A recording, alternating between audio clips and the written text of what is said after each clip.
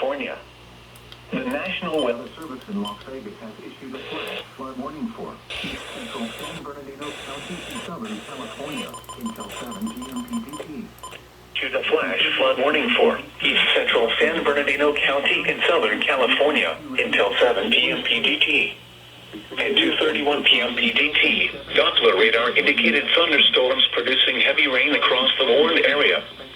Between 0.25 and 0.75 inches of rain have fallen. Flash flooding is ongoing or expected to begin shortly. Hazard, life-threatening flash flooding. Thunderstorms producing flash flooding. Source, radar. Impact, life-threatening flash flooding of low water crossings, creeks, normally dry washes and roads.